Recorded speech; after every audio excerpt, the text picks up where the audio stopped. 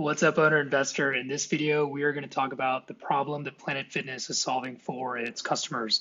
So same drill as before, just download the case documents PDF and spend 10 to 15 minutes answering the same questions for Basic Fit that you've answered for Spotify and Costco, and come back when you're ready to discuss what I thought of these questions and how I went through the PDF.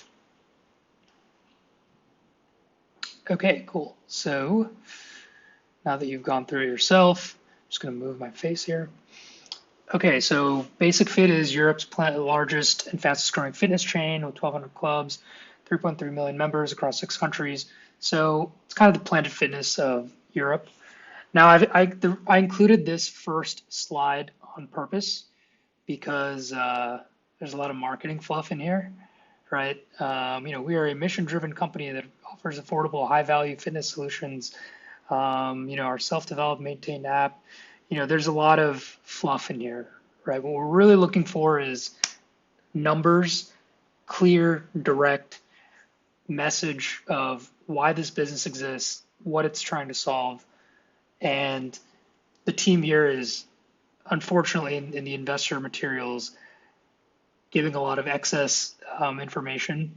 So that's why I included this first, just so we can compare and contrast this to the work that this fund, Arlen House Capital, did on Basic Fit. And, again, we're trying to leverage other people's work, right? We want to be as efficient as possible. And when we find free stuff on the internet that helps us be better investors, and we get to leverage a professional investor's research, we should absolutely take that opportunity. And this is a very nice deck that explains Basic Fit, the business model, and I just picked out some of the slides from the deck. And so Arlen House did a really great job of breaking down the long-term case for Basic Fit.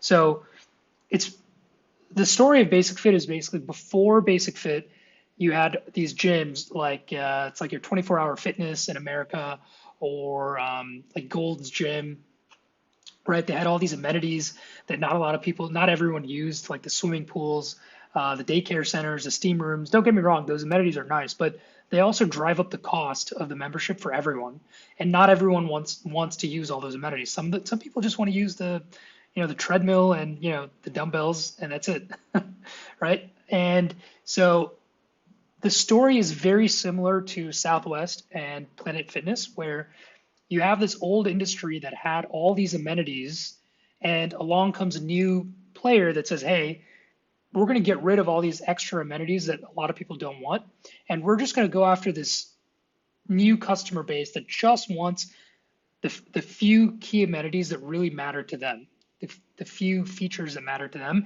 And by eliminating some of these high-cost amenities, we can take costs out of the equation and pass on those cost savings to the customer, right? It's very similar to Costco in that regard. And this is another great example of, I just want to mention this book because now that this is another example of this business strategy. It's called Blue Ocean Strategy.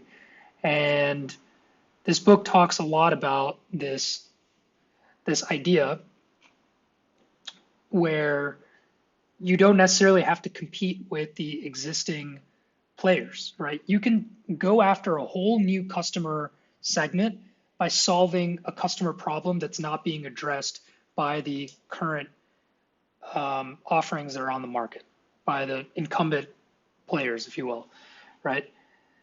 So Basic Fit is just another example of that.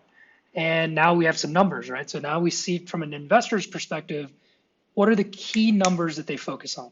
So 50% cheaper on average versus independent operators. That's crazy, right? You can't be 50% cheaper unless your costs are lower.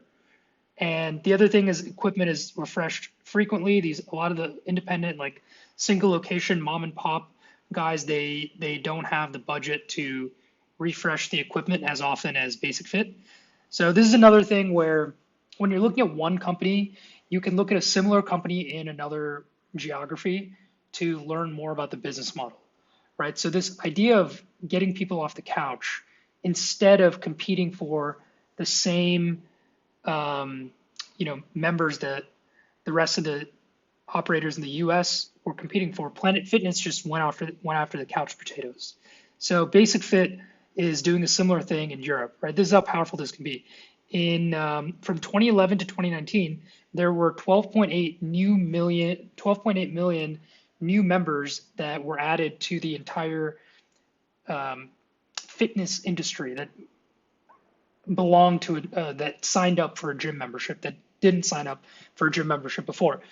Out of that 12.8 million, 11.1 joined Planet Fitness. So they're increasing the size of the industry by going after couch potatoes instead of bodybuilders.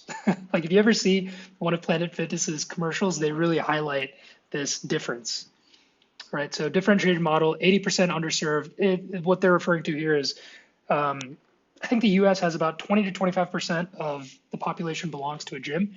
And so 75 to 80% of the population don't belong to a gym. And that's the market that Planet Fitness is going after, which is obviously a much bigger market than the existing gym members, right? So another problem that Basic Fit is solving is now, especially after COVID, health and fitness is becoming more and more important, right? So that's a really important trend in terms of the problem they're solving. It's more profound than just, hey, here's a cheaper gym alternative. It's more like, hey, this is a way for you to live longer, or this is a way for you to decrease your insurance premiums.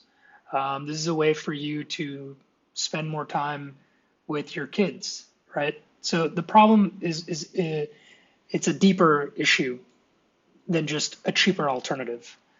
So again, more numbers, great piece of analysis from Arlen House. So this is another thing where hedge funds will pay like hundreds of dollars or even thousands of dollars per hour to talk to industry experts, and they give insights that wouldn't otherwise be available to everyone else, right? It's the equivalent of going to like a trade show and talking to a bunch of people in the industry. So this information is publicly available. It's just not available on Google, right?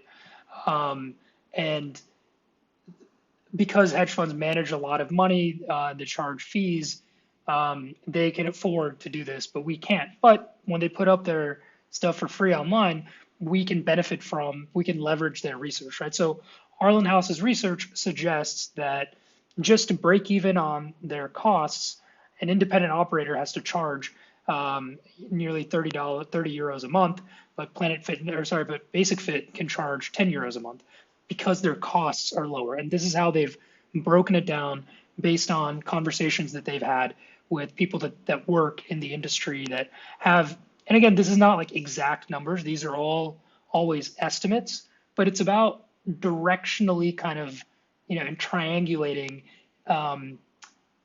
with some of these simple numbers, what the cost advantages might be for a business, right? So this is how the problem is being solved, is through lower costs. And these are kind of some of the numbers to put around it, right? These aren't like exact numbers, right? I really want to stress that. This is not like some kind of insider information. This is just general estimates that have been developed after talking to a bunch of people that work in the industry and learning that, let's see, mom and pops are squeezed out because Basic Fit is nicer. They have technology equipment. So yeah, here we go. So because it's really because Basic Fit, because it's a bigger business, they get discounts from the equipment manufacturers that the smaller guys don't get. And those cost savings are passed back. They're shared back through lower prices with their customers. All right, we'll keep going here. Yeah, so you can kind of see the two ends of the market that are winning share, and then the two ends of the market that are losing share. And again, this kind of gets back to that key problem that's being solved. It's those extra amenities that a lot of people don't want, that are driving up their costs. So low cost model, it's winning share. Yep. You can see the low cost penetration in the US 2010, 2019, and the same thing is now happening in Europe. So that's how I would kind of interpret those things. Now to kind of tie it all together, what problem is Basic Fit solving for its customers? I mean, it's really simple, right? Like gym prices are too damn high, and they don't need to be. So most gyms are inefficient and pass on those higher costs to customers through higher membership fees. Most gyms try to jam personal training down your throat, make you feel like shit for not being in shape, right? I had one of my friends in New York. We signed up for this gym in the city, and man, the amount of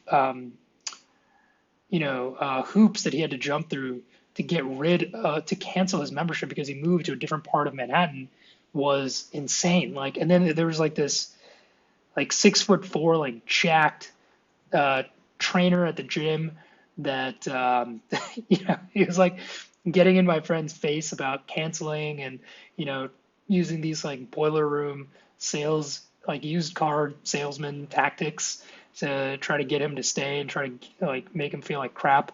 And that it's just not there, right? It's a similar dynamic to, if you're familiar with CarMax in the U.S. Versus like like a typical used car salesman, right? Where there's like some sleazy things that are happening that CarMax is like, hey, we don't pay off of our employees off commission. You're going to get one price, and kind of building that trust and eliminating friction for the customer, right? And most gyms again, they can't refresh their equipment because they're just operating at higher costs, so they can't afford it.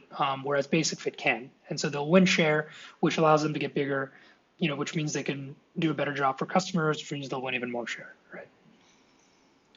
So how does Basic Fit solve this problem? They eliminated excess amenities like pools, steam room, daycare, etc.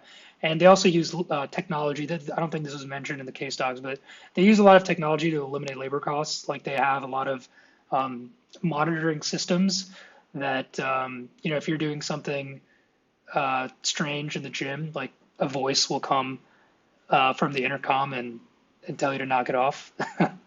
And so that eliminates more and more labor costs from the equation, which again is passed on through lower prices to customers.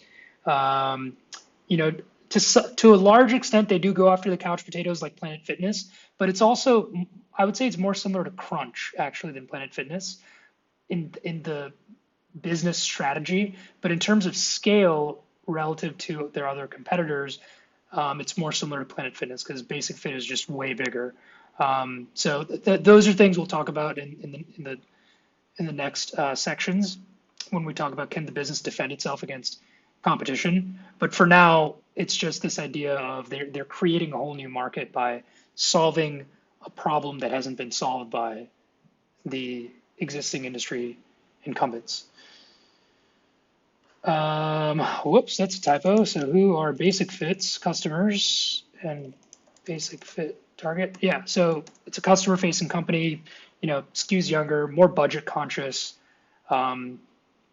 And yeah, that's it for Basic Fit on this first section of what problem they're solving for their customers. So as always, leave your comments, questions, random thoughts in the discussion thread. I love engaging with you guys. So that's it for this video. Let's keep going. I'll see you in the next one.